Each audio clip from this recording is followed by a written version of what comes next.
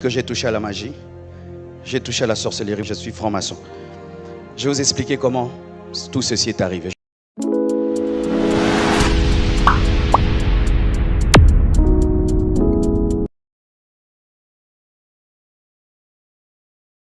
Beaucoup de gens, quand ils ont vu l'explosion du ministère qu'on a eu, ont dit que j'ai touché à la magie, j'ai touché à la sorcellerie. Vous savez aussi, non? On ne vous dit pas ça? Oui, on a dit que j'ai touché à la magie, je suis franc-maçon. Je vais vous expliquer comment tout ceci est arrivé. Je peux te dire, voici comment toutes ces choses sont arrivées. Un jour, je suis allé à Paris. Et je devais décider de commencer des églises compassion. J'entends la voix de Dieu qui me dit, ce n'est pas le moment. Tu n'ouvres pas des églises compassion. Pendant un temps, tu vas travailler pour les autres églises. Et au temps de Dieu, en mon temps, tu le feras. Je reçois la révélation seule, à l'instant, un prophète. Les gens disent que je ne crois pas au prophète. Moi, je crois au prophète, mais au vrai prophète. Si tu es faux, je ne te croirai pas. Moi, les prophètes au numéro de téléphone, oh, ton père s'appelle... Je ne crois pas à ça. Le Saint-Esprit, ça va me dire mes chaussures. Tu veux m'acheter des chaussures ou comment? Mais je crois au vrai prophète. Si tu es vrai prophète, je crois en toi. Mais si tu es des prophètes des détails inutiles, je ne crois pas à toi. Ça, c'est la blague. Amen. Hein? Alors, le prophète, je suis à la maison. Dans ma chambre, Dieu m'interdit de commencer des églises. Le prophète qui est en Italie m'appelle à l'instant. Il me dit, Dieu m'a dit que tu ne commences pas des églises, ce n'est pas le moment. Tu dois travailler pour les autres églises. Les mêmes mots, la même phrase. J'ai dit, waouh! J'ai dit, prophète, tu es prophète. J'appelle mon équipe, j'ai dit, on ne commence pas les églises. Tout le monde était prêt, on a arrêté. Et on a commencé à travailler pour les autres. Et puis un jour, je vois une vision. Je vois l'atomium. L'atomium, vous connaissez l'atomium? Cette statue-là qui est à Bruxelles, qui a des formes comme ça. Je vois cette statue qui remplit la terre. Et puis Dieu me dit, ton ministère va commencer sur le plan international à Bruxelles et puis il va se répandre sur toute la terre. Et voilà que je suis ici. Alors,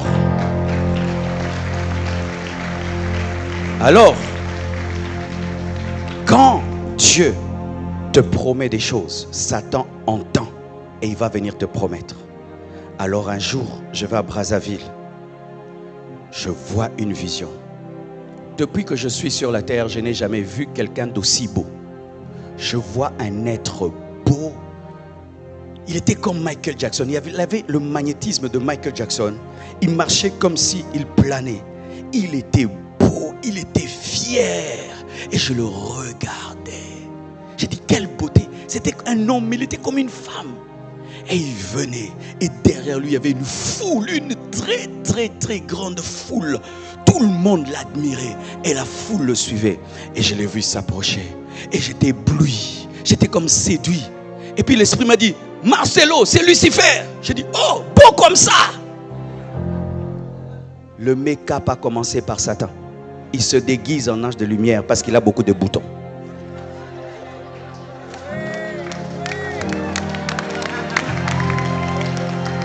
Il savait que s'il venait comme un dragon, j'allais le chasser. Il s'est déguisé en astre brillant parce qu'il fut un astre brillant. Mais son âme est abîmée. Satan peut prendre l'apparence qu'il avait avant, mais il ne peut pas prendre l'intérieur qu'il avait. Et j'ai vu dans ses yeux, il avait un regard sombre, rempli d'orgueil et de méchanceté. Et la voix me dit, c'est Satan. Et il est venu jusque-là. Et il m'a dit, Marcelo, tu veux la gloire et le succès? Et quand il me disait ça, il me montrait la foule qui était derrière. Et puis Dieu m'a dit, dis non. Parce que si tu acceptes dans la vision, tu l'acceptes dans ta vie, tu fais un pacte. J'ai dit, je ne veux pas de ton succès. Satan est orgueilleux. Toi qui es orgueilleux, tu es vraiment son enfant. Il m'a regardé et puis il m'a dédaigné. Et puis il est rentré. Et quand il est parti, toute la foule qui venait est partie avec lui. C'était sa queue. Il a amené la foule. Et la foule le suivait, il est parti, il arrive loin, il se retourne et me regarde, me dit, tu es bête. D'autres pasteurs comme toi vont accepter. Et puis il est parti. La Bible nous dit qu'il a proposé à Jésus, il a dit quoi? Si tu m'adores, je te donne la gloire. Si tu as un futur, Satan viendra avant ton futur pour te proposer ton futur, qui est ton futur, te faisant croire que lui te donne ton futur alors que c'est ton futur. Voyons même, Lorsqu'il vient auprès d'Adam et Ève, il dit que si vous mangez, vous serez comme Dieu. Mais ils étaient déjà comme Dieu parce qu'ils étaient créés à son image, à sa ressemblance. En soi, lorsque le diable vient te donner, il vient te donner ce que tu as déjà. Mais comme tu ne sais pas que tu l'as, il te donne ce que tu as pour que tu puisses l'adorer, mais tu l'as. C'est pourquoi j'aimerais dire à toutes les filles, on te drague par des hommes riches, mais des maris d'autrui n'acceptent pas. Tu vas épouser un homme riche. C'est pourquoi des hommes riches, maris d'autrui viennent. Ça prouve que tu as cette grâce, tu as cette onction, mais Satan veut dévancer ton mari afin que le mari de l'autre puisse te connaître pour que tu puisses rater ton mari. On te propose l'occultisme pour être riche, tu seras riche. Parce que Satan n'a rien, c'est un voleur. Et puis il vient et il s'en va. Et il me dit, d'autres comme toi accepteront. Et puis il est parti. Quelque temps après, une autre vision surgit. Je vois quoi? Partout je partais, on citait mon nom, à la télé, journaux. Ce temps-là, je n'étais pas trop sur Internet.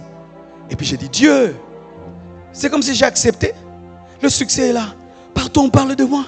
C'est comme si j'ai accepté. Dieu m'a dit, est-ce que tu avais accepté? Non, j'avais refusé, mais le succès est venu. Et puis il m'a dit, non, ça c'est moi qui vais te donner. Il est venu avant, mais ça c'est ce que je ferai. Tu seras élevé. Tu seras connu dans le monde entier. C'est moi qui le ferai. Mes frères, en ce temps-là, je n'avais même pas un visa de Bruxelles. Mon seul voyage international, c'était à Brazzaville. Frères et sœurs, mais quelque chose que j'ai vu dans cette vision. Alors que tout le monde disait, Marcelo, Marcelo, ça ne me faisait rien. Je me promenais comme ça. Et puis je disais, qu'est-ce qui me trouve? Qu'est-ce qui me trouve? Qu'est-ce qui me trouve? Et puis Dieu m'a dit, tu as vu le secret? Si tu veux que cette élévation soit gardée, demeure humble, demeure simple. Les gens pourront trouver des choses en toi, mais toi, trouve-toi petit à tes propres yeux et je te garderai, je t'élèverai. Ce que vous voyez là, c'est le surnaturel qui le fait. On vient à Montréal, on déclenche 3 cultes, sans panneau. C'est le surnaturel. Vous n'avez pas besoin de magie, vous n'avez pas besoin de Satan, vous avez besoin de Dieu. Écoutez-les, obéissez, attendez, il le fera. Et lorsqu'il se révèle à toi, tu dois pratiquer tout ce qu'il t'a montré. Le jour que je vais m'enfler, toutes ces choses vont disparaître. C'est pourquoi tu peux me trouver extraordinaire, mais moi je me trouve très petit à mes propres yeux. Je suis le frère Marcelo, je suis ton frère, je suis ton frère, je suis ton frère. Je ne suis pas extraordinaire, je n'ai pas un Saint-Esprit meilleur que le tien, mais Dieu a eu pitié de moi pour que je me tienne ici pendant que toi tu dis Amen. Dis Amen. Amen. Alléluia. Alléluia. Alléluia. Alléluia. Alléluia. Le monde spirituel existe. C'est pourquoi le matin, ne quitte jamais ta maison sans prier. Vous savez que les occultistes sont plus sérieux que nous. Ne mange jamais sans prier. Ne dors jamais sans prier. Je termine même là. Je peux terminer là? Non, oui. Oui, j'ai fait 3 cultes. Un jour, j'ai dormi sans prier. Tu es déçu? Je suis un homme, moi aussi je dors. Un jour, quelqu'un m'appelle au téléphone, vers 2h, 3h. Allô, pasteur? Et puis je réponds avec une voix vraiment fatiguée. Allô, pasteur, c'est quoi, tu dors? Oui, moi aussi je dors. Oh, toi aussi tu dors? Oui, je ronfle même. Ah! Moi je crois que la nuit quand nous on dort, toi tu veilles sur nos âmes. J'ai dit non, Jésus veille sur vos âmes. Moi je ronfle, parce que je dois avoir la force de prêcher demain. Comment je vais veiller sur vos âmes? Et alors ce jour-là, mes frères, j'étais fatigué. J'ai dit, je prierai après. Et puis, pouf, j'étais emporté. Je n'ai pas prié. Quand je dors, j'entends ma fille crier. Chifra, viens. Papa, j'ai vu. Et puis, une autre fille qui dormait dans la maison. J'ai vu. Les 2 enfants ont eu la même vision. J'ai dit, c'est quoi? Et puis, je prie. Et puis, je dors. Et voici ce que j'ai vu. J'ai vu que j'avais dormi, mais j'avais dormi dehors. Dans la pelouse, dans le jardin. Et les gens passaient autour de moi pendant que je dormais. Je sursaute, j'ai dit, oh, qu'est-ce que je fais là? Et j'ai dormi dehors. Et puis j'ai prié. Et puis j'ai vu comme un mur, mais c'était en fer qui commençait à entourer la maison. Boum, ça s'est fermé. Et puis Dieu me dit, avant de dormir, n'est-ce pas que vous vérifiez la porte? Mais pourquoi avant de dormir, vous ne vérifiez pas la porte spirituelle? Avant de dormir, vous dites, est-ce que les fenêtres sont fermées, les portes sont fermées? Mais est-ce que spirituellement vous fermez? Alors j'ai appris à fermer spirituellement. Quand je veux dormir, je dis, Père, je ferme, je ferme, je ferme. Maintenant, je ferme même le quartier.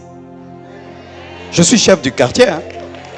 Je ferme chez moi et puis maintenant, je ferme le quartier. Si tu es sorcier, tu étais parti, tu attendras.